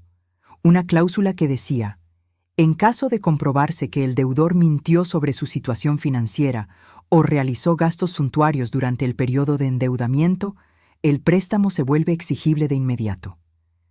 Y yo tenía un reporte de investigación que demostraba exactamente eso. Socorro me miró cuando todos se fueron. Hermana, ¿qué hiciste? Les di suficiente cuerda para que se colgaran solos. ¿Y ahora? Ahora espero. Y cuando llegue el momento, corto la cuerda. Lo que no sabían Rodrigo y Vanessa era que mi venganza no sería gritada. Sería servida fría, legal y devastadoramente efectiva. Y cuando llegara el momento de cobrar, nadie iba a salvarlos. Pasaron 6 semanas. 6 semanas en las que Rodrigo y Vanessa pagaron la hipoteca atrasada y respiraron aliviados, creyendo que habían salvado su mundo perfecto. 6 semanas en las que yo me dediqué a reconstruirme por completo. Me inscribí en clases de yoga. Comencé a caminar todas las mañanas por el parque. Retomé mi pasión por la pintura, algo que había abandonado cuando me casé. Compré lienzos, pinceles, óleos. Mi departamento pequeño se llenó de color. Hortensia se volvió mi confidente. Tomábamos café cada jueves después del club de lectura y ella me escuchaba sin juzgar. «Te ves distinta, Amalia», me dijo un día. «Como si te hubieras quitado un peso de encima». Me quité varios pesos, 10 millones para ser exacta. Ella soltó una carcajada que hizo que toda la cafetería volteara. Pero no todo era paz. Rodrigo me llamaba cada semana, siempre con el mismo tono falso de hijo arrepentido. «Mamá, ¿cómo estás? Te extraño mucho». «Estoy bien, Rodrigo. ¿Cuándo vienes a visitarnos? La casa se siente vacía sin ti». Mentiras, todas mentiras, porque el investigador privado seguía mandándome reportes. Y en esos reportes yo veía la verdad. Vanessa había publicado en Instagram una foto de su nuevo walk-in closet. Mi antigua habitación, la bodega donde dormí 3 años, ahora era un vestidor lleno de zapatos y bolsas de marca. La foto tenía un pie que decía: «Por fin terminamos la remodelación. A veces los cambios son necesarios. Los comentarios eran predecibles. Quedó hermoso, amiga. Te lo mereces. ¿Y tu suegra?». Vanessa había respondido ese último: «Ella está mejor donde está». Todos ganamos. Guardé capturas de pantalla de todo. Era mediados de febrero cuando decidí que había llegado el momento de la primera revelación. Llamé a Rodrigo. «Hijo, quiero invitarte a cenar, a ti y a Vanessa». Silencio sorprendido al otro lado. «¿En serio, mamá? ¿En serio? Para hablar del futuro. Creo que es hora de que arreglemos las cosas como familia». «Me encantaría. ¿Cuándo?» «Este sábado, en el restaurante Casa Bella, el del centro, a las 8 de la noche. Ahí estaremos». «Gracias, mamá. Esto significa mucho». Colgué y marqué a don Esteban. «Licenciado, necesito que esté en el restaurante Casa Bella este sábado a las 8. Discreto, en una mesa aparte, como testigo. ¿Va a pasar algo? Va a pasar la verdad. El sábado llegué al restaurante media hora antes. Casa Bella era un lugar elegante, pero no ostentoso. Manteles blancos, velas en las mesas, música de piano en vivo. Había reservado una mesa en el rincón, con privacidad pero visible. Don Esteban ya estaba ahí, en una mesa del otro lado del salón, leyendo un periódico. Me saludó con un gesto discreto. Rodrigo y Vanessa llegaron puntuales. Ella traía un vestido negro sencillo, maquillaje suave. Él, un saco sport azul marino, tratando de verse respetables. «Mamá», Rodrigo me besó la mejilla. «Te ves muy bien». «Gracias, siéntense». Ordenamos la cena. Yo pedí salmón, ellos, cortes de carne caros, por supuesto. Durante la entrada hablamos de trivialidades, el clima, las noticias. Vanessa me preguntó por mi departamento con falso interés. «¿Es cómodo donde vive, doña Amalia?» «Muy cómodo. Es pequeño, pero es mío. Puedo respirar». Ella captó el énfasis en respirar y desvió la mirada. Cuando llegó el plato fuerte, decidí empezar. «Rodrigo, quiero hablar sobre el préstamo». Él se tensó. «Claro, mamá. Todo va muy bien. Vamos a empezar a pagarte en marzo, como acordamos». «Eso me da gusto, pero hay algo que necesito aclarar». Saqué una carpeta de mi bolso. La puse sobre la mesa. Vanessa la miró con recelo. «¿Qué es eso?» «Información. Información que obtuve de forma completamente legal». Abrí la carpeta, saqué los reportes del investigador, las capturas de pantalla de Instagram, los estados de cuenta que el investigador había conseguido a través de fuentes públicas. «Rodrigo, ¿recuerdas que me dijiste que estaban en bancarrota? ¿Que no tenían dinero ni para comer?» «Mamá, yo nunca dije...». «Lo dijiste. Y Vanessa también. Me dijeron que estaban desesperados, que todo era por la hipoteca, que habían hecho todo lo posible para pagar». Puse sobre la mesa la foto del walk-in closet. «¿Esto es hacer todo lo posible?». Vanessa palideció. Eso es viejo. Está fechado hace 3 semanas, justo después de que les presté el dinero. Puse más fotos. Vanessa en un spa, Rodrigo en un restaurante de sushi con amigos, recibos de compras en tiendas departamentales. Gastaron 180,000 pesos en los últimos 2 meses. En lujos, mientras me decían que no tenían ni para comer. Rodrigo intentó tomar los papeles. Lo detuve con la mano. No los toques, son copias. Los originales están con mi abogado. Mamá, esto es un malentendido. ¿Malentendido? Mi voz se elevó lo suficiente para que las mesas cercanas voltearan. ¿Malentendido es mentirme? ¿Malentendido es tratarme como basura mientras ustedes vivían como reyes? Vanessa intentó levantarse. Rodrigo la detuvo. Doña Amalia, no es lo que parece. Siéntate, ordené. Algo en mi tono la hizo obedecer. Voy a decirles algo que debí decirles hace mucho tiempo. Ustedes no me necesitaban. Me usaron. Me tuvieron 3 años limpiando su casa, cocinando su comida, aguantando sus humillaciones. Y cuando ya no les fui útil como sirvienta, me quisieron útil como banco. Mamá, por favor. No he terminado, Rodrigo. Me puse de pie. Los miré desde arriba. ¿Saben lo que se siente que tu propio hijo te diga que comes gratis? ¿Que te trate como si fueras una carga? Yo te di la vida. Te cuidé cuando estabas enfermo. Trabajé doble turno para pagarte la universidad. Y tú me pagaste con un trapeador. Las lágrimas comenzaron a rodar por mis mejillas, pero no de debilidad, de rabia liberada. Ese trapeador fue el mejor regalo que me dieron, porque me despertó. Me hizo ver que yo valía más que lo que ustedes me hacían creer. Rodrigo tenía la cara roja. Si tanto nos odias, ¿por qué nos prestaste el dinero? Sonreí, una sonrisa fría que hizo que Vanessa se estremeciera, porque quería darles una lección y porque quería que firmaran un contrato que ahora los tiene exactamente donde yo quiero. ¿De qué hablas? Saqué el contrato que habían firmado. Señalé la cláusula en letra pequeña. Lean esto. Léanlo en voz alta para que quede claro. Rodrigo tomó el papel con manos temblorosas. Leyó. En caso de comprobarse que el deudor mintió sobre su situación financiera o realizó gastos suntuarios durante el periodo de endeudamiento, el préstamo se vuelve exigible de inmediato con un recargo del 30%. El silencio fue absoluto. Eso significa, continué, que ustedes me deben ahora 2,340,000 pesos. Pagaderos en 30 días. O pierden la casa. Vanessa soltó un grito ahogado. Usted no puede hacer eso. Claro que puedo. Lo firmaron. Está legal, y tengo pruebas de que mintieron sobre su situación financiera. Me incliné sobre la mesa.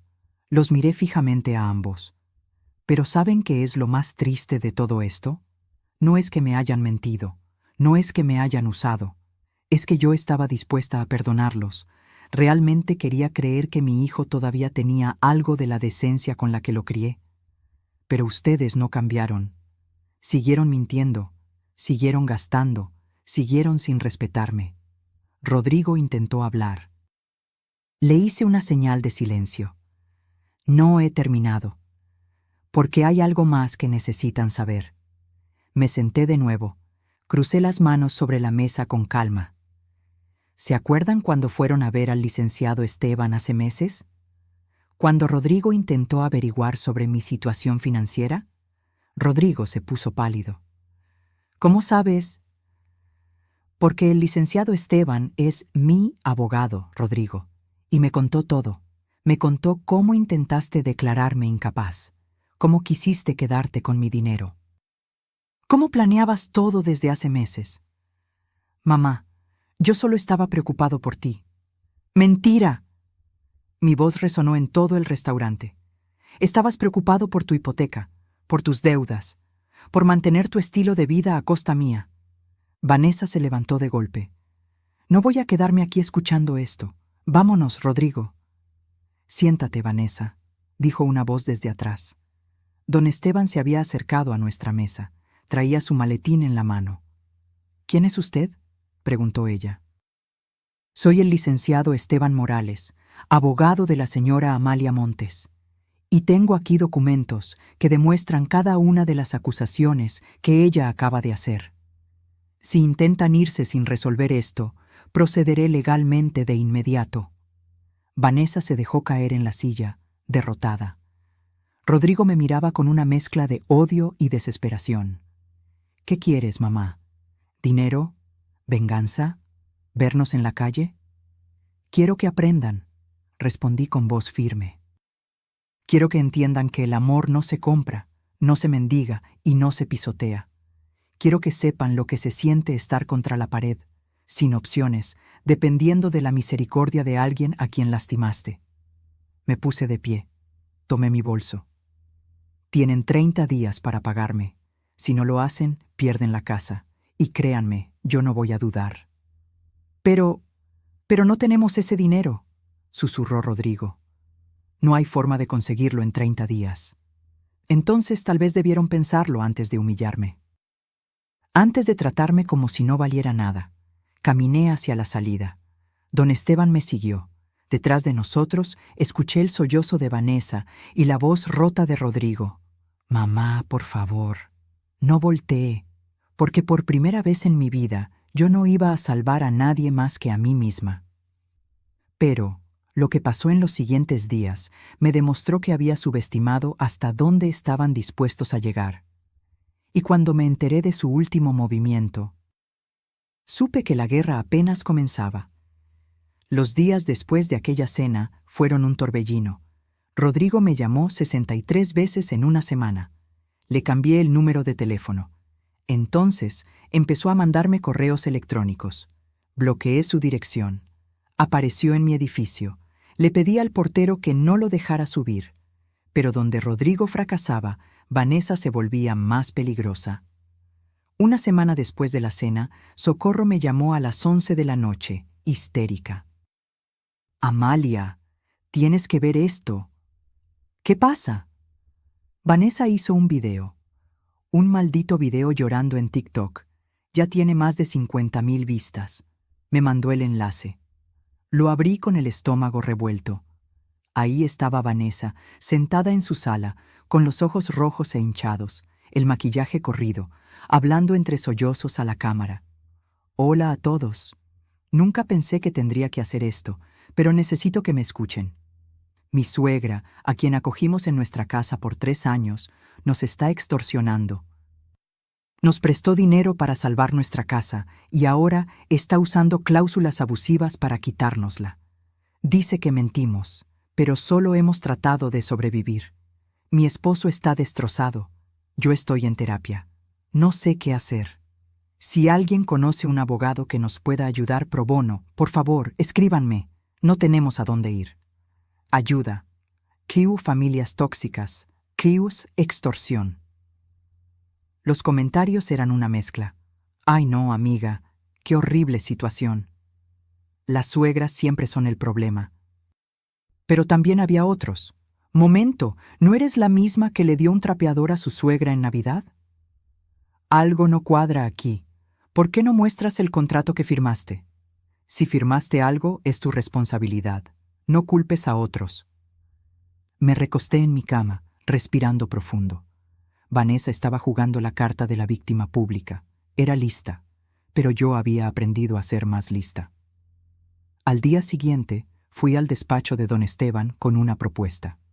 «Licenciado, quiero hacer esto bien. Quiero que todo sea legal, transparente, irrefutable».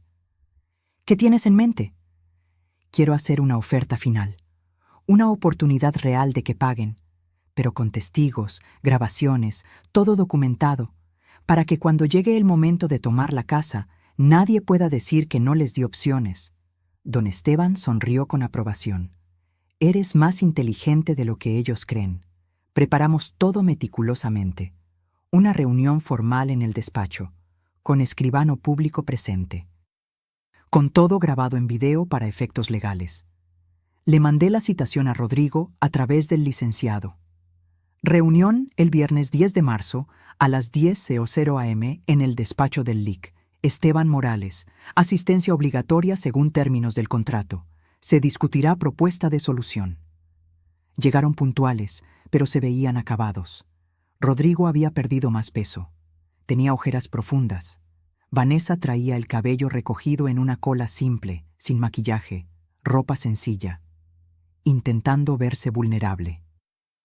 La sala de juntas era formal. Mesa larga de caoba, sillas de cuero, grabadora sobre la mesa, cámara en el trípode. El escribano público, un señor de 60 años con lentes gruesos, ya estaba sentado revisando documentos. «Buenos días», dije cuando entraron. No respondieron, solo se sentaron del otro lado de la mesa.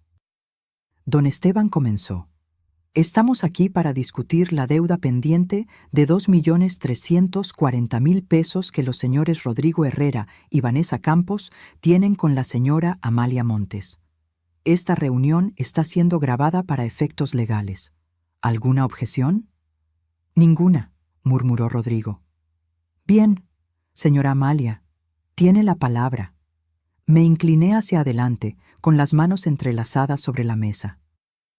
«Rodrigo, Vanessa, los he citado aquí porque voy a hacer algo que quizá no merezcan, pero que necesito hacer por mi propia paz, darles una última oportunidad». Rodrigo levantó la vista, esperanzado. «¿Qué tipo de oportunidad?» «Tienen la deuda completa, 2.340.000 pesos. Sé que no pueden pagarla, pero voy a ofrecerles algo. Voy a perdonar el 30% de recargo. La deuda regresa a su monto original, 1.800.000 pesos. Mamá, no he terminado.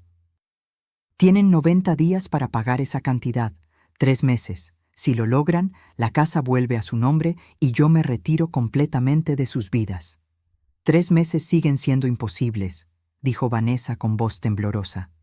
«Déjenme terminar. Si no pueden pagar en 3 meses, entonces aceptan lo siguiente. Yo tomo posesión de la casa, pero les doy 6 meses adicionales para que encuentren dónde vivir. No los echo a la calle de inmediato. Les doy tiempo». Rodrigo me miraba incrédulo. «¿Por qué harías eso?» «Porque a pesar de todo, Rodrigo, sigues siendo mi hijo, y porque quiero que entiendas algo. Esto no es venganza. Esto es justicia. Hay una diferencia. Saqué un documento nuevo. Este es un acuerdo modificado, con los nuevos términos. Si lo firman, se comprometen a intentar pagar en 90 días. Si no pueden, entregan la casa sin pleitos legales.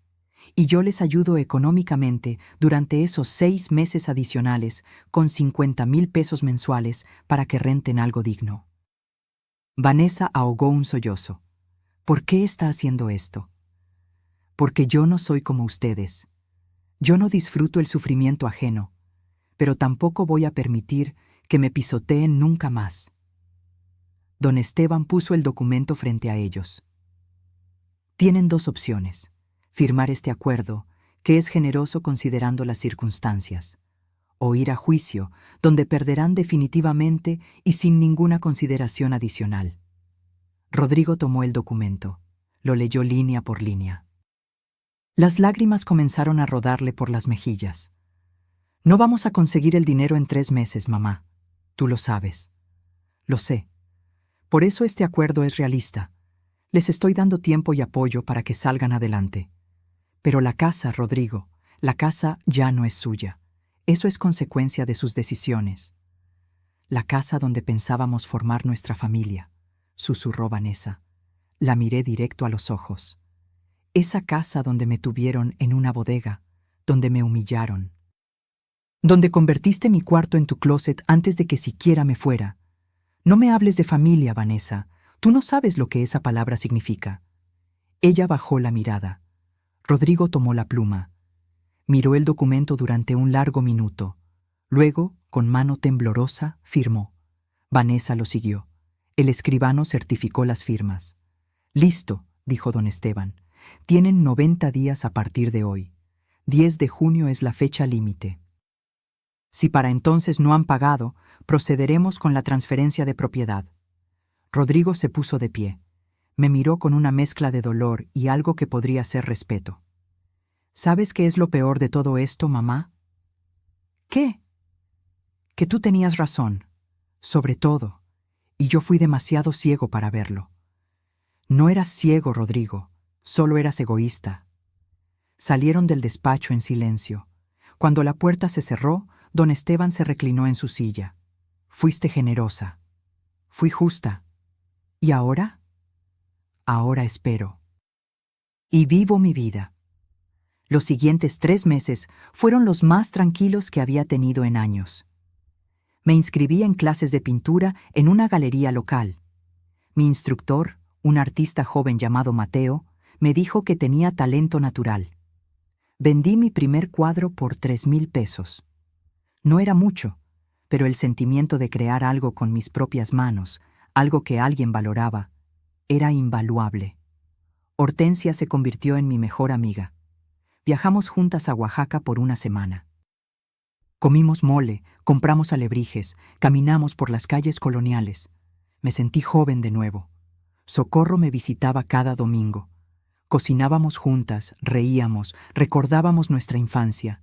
Me dijo una vez, no te había visto así de feliz desde antes de que Sebastián muriera. Es que por fin volví a ser yo, Coco. Rodrigo me escribió 2 veces durante esos 3 meses.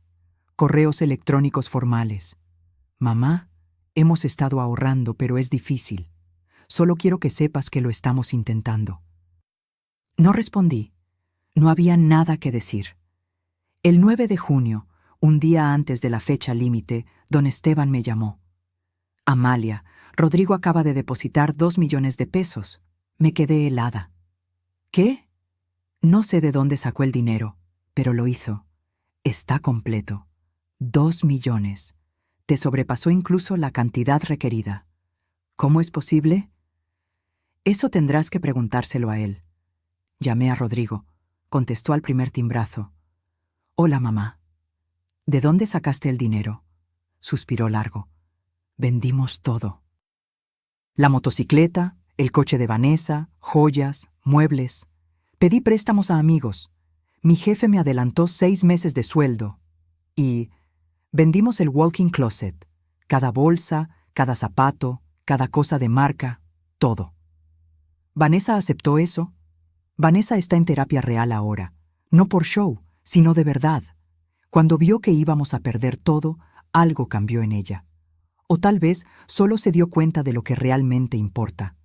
Hubo un silencio largo. Mamá, sé que el dinero no borra lo que hicimos. Sé que probablemente nunca me perdones. Pero quiero que sepas algo. Estos 3 meses fueron los peores de mi vida. Y también los más importantes.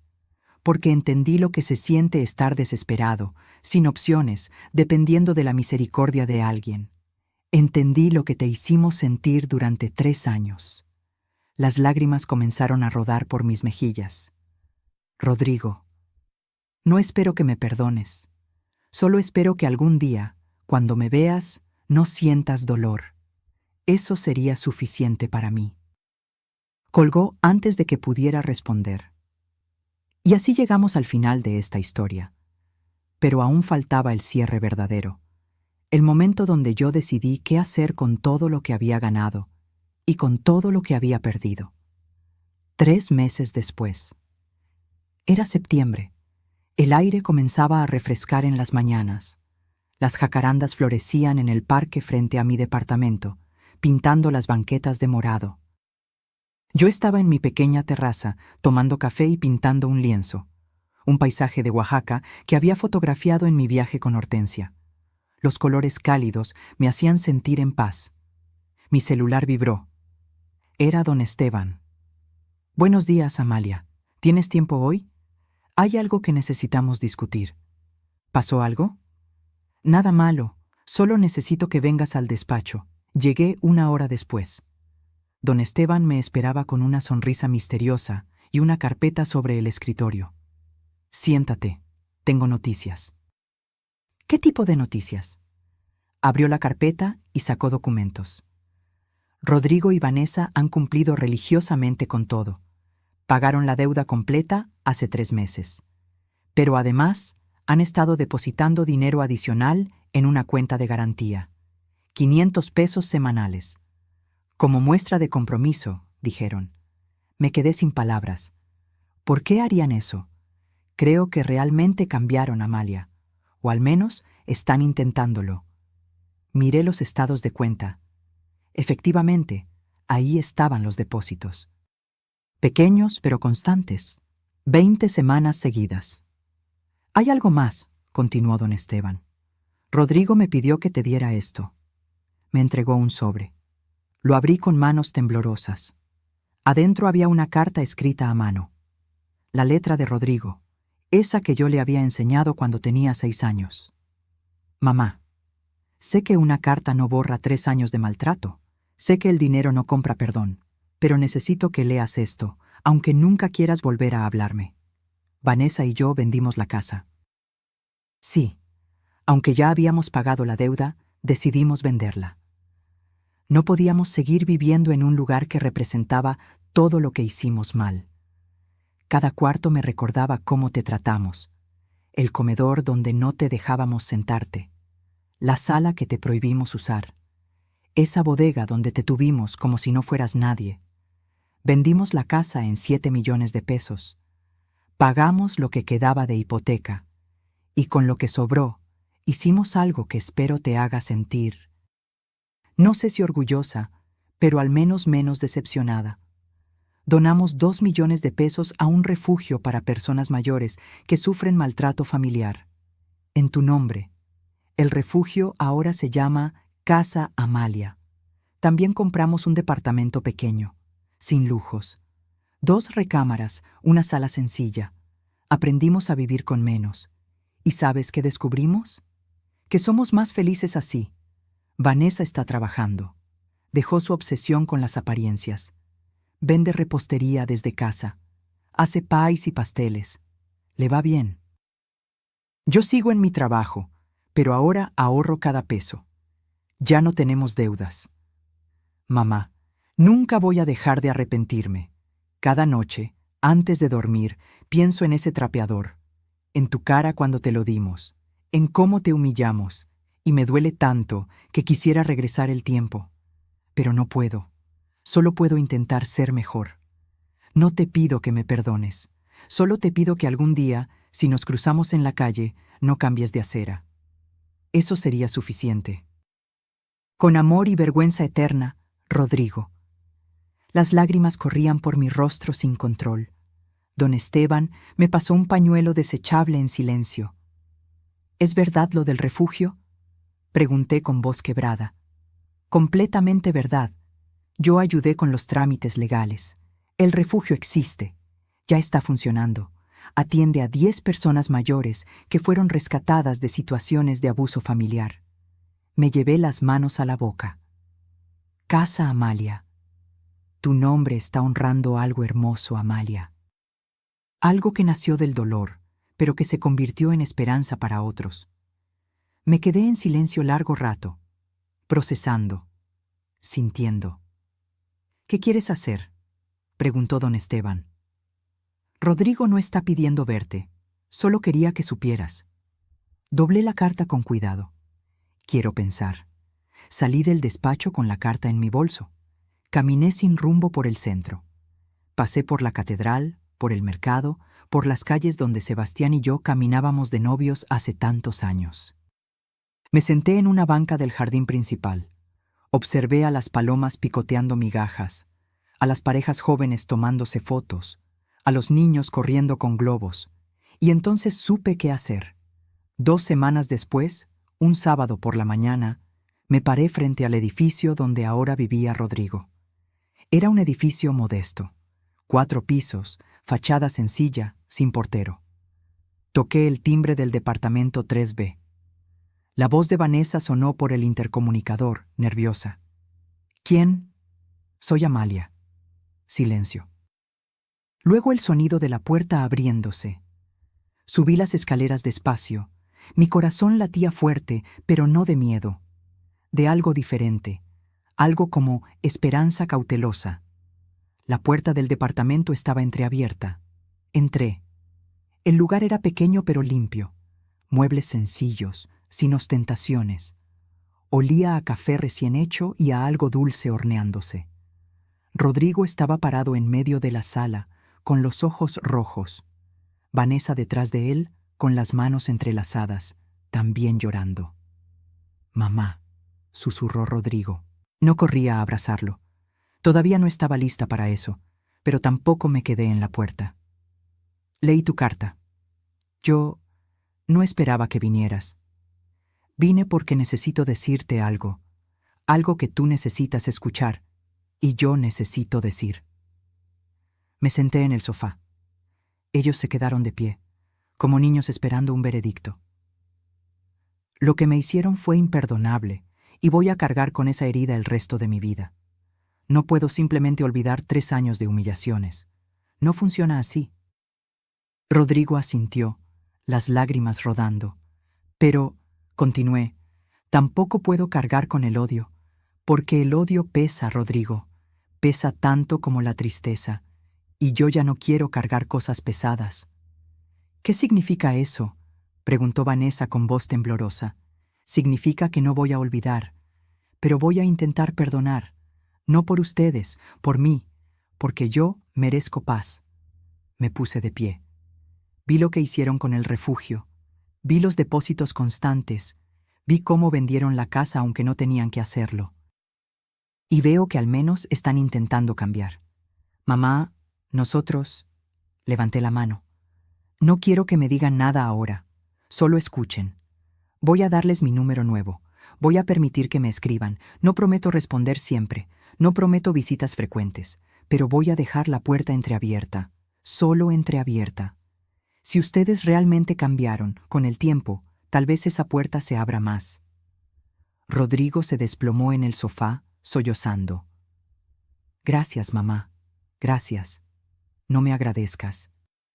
Esto no es un regalo, es una oportunidad que se ganan día a día. Si vuelven a fallar, si vuelven a mentir, si vuelven a faltarme al respeto, esa puerta se cierra para siempre. ¿Entendido?». Ambos asintieron. Caminé hacia la salida. En la puerta me detuve. «Una cosa más. Ese refugio, Casa Amalia. Quiero ser voluntaria ahí». Rodrigo levantó la vista, sorprendido. «¿En serio?». «En serio. Si mi dolor puede ayudar a otros, entonces no fue en vano». Salí del departamento, bajé las escaleras, y cuando llegué a la calle, respiré profundo. No era felicidad plena lo que sentía, era algo más complejo. Era paz mezclada con tristeza, esperanza mezclada con cautela, perdón mezclado con memoria. Era simplemente seguir adelante. 6 meses después, estaba en Casa Amalia, el refugio, ayudando a una señora de 75 años que acababa de llegar. Se llamaba Refugio, irónicamente. Sus hijos la habían tenido en un cuarto sin ventanas, alimentándola con sobras. «No sé si pueda recuperarme de esto», me dijo con voz quebrada. Tomé su mano. Yo tampoco sabía si podría, pero mira dónde estoy ahora. «¿Usted también?». «También. Por eso entiendo tu dolor. Y por eso sé que sí puedes salir adelante». Sus ojos se llenaron de lágrimas, pero también de algo más, esperanza. Esa noche, de regreso en mi departamento, me senté en mi terraza con una taza de té. Socorro me había visitado, Hortensia también. Habíamos cenado juntas, reído, planeado un viaje a Guanajuato para diciembre. Mi celular vibró.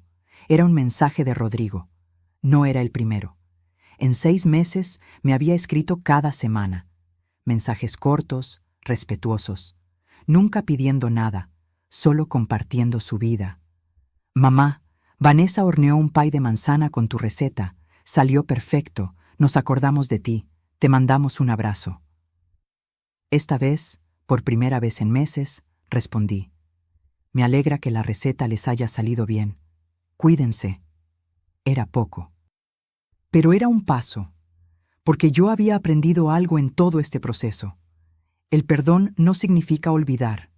El perdón significa decidir que el pasado no va a controlar tu presente. Significa soltar, no por la otra persona, sino por ti. Y yo había decidido soltar. Miré las estrellas.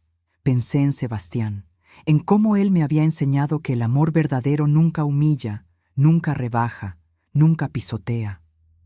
Gracias, mi amor, susurré al viento, por enseñarme mi valor, por dejarme recursos para defenderme, por amarme hasta en tu ausencia. Una estrella fugaz cruzó el cielo. Pedí un deseo. No pedí riqueza, no pedí venganza, no pedí que el tiempo regresara. Pedí paz, para mí, para todos los que habían sido lastimados como yo, para todos los que sentían que no valían nada. Y en ese momento, sentada en mi terraza, con mi té caliente, mis amigas recientes, mi trabajo en el refugio, mis pinturas en las paredes, mi independencia recobrada, me di cuenta de que ese deseo ya se había cumplido. Reflexión final. Si estás escuchando esta historia y te sientes identificada, quiero que sepas algo. Tú también vales. No importa cuánto tiempo lleves aguantando maltratos. No importa cuántas veces te hayan dicho que eres una carga. No importa cuántos trapeadores metafóricos te hayan dado. Tú vales. Y nunca, nunca es tarde para recuperar tu dignidad. Porque la verdadera riqueza no está en lo que posees, sino en lo que no permites que te quiten. Tu amor propio, tu dignidad, tu derecho a ser tratada con respeto. Yo tuve la suerte de tener recursos económicos para defenderme, pero la verdadera fortaleza no vino del dinero, vino de entender que merecía más. Y esa comprensión no cuesta nada. Está disponible para todos. Si estás en una situación similar, busca ayuda. Habla con alguien de confianza. Investiga tus derechos. No te quedes callada pensando que no tienes opciones. Siempre hay opciones. Y si hoy te sientes invisible, recuerda, las personas más fuertes son aquellas que aprenden a brillar después de haber sido apagadas. Yo fui apagada por 3 años, pero ahora brillo con luz propia. Y tú también puedes. Me llamo Amalia Montes. Tengo 69 años, y esta es mi historia de cómo un trapeador de Navidad se convirtió en el mejor regalo que recibí, porque me despertó. A veces, los peores momentos de tu vida son el comienzo de tu mejor capítulo. Solo tienes que tener el valor de dar vuelta a la página. Si esta historia tocó tu corazón, si te hizo reflexionar, si conoces a alguien que necesite escucharla, por favor compártela. Deja tu comentario contándome desde dónde nos estás acompañando. Dale like si crees que el respeto a nuestros mayores no es negociable. Y suscríbete para seguir escuchando historias de vida, superación y dignidad recuperada. Porque todos merecemos ser tratados con amor, pero sobre todo, todos merecemos tratarnos a nosotros mismos con amor. Hasta la próxima historia. Y recuerda, nunca es tarde para comenzar de nuevo. Fin.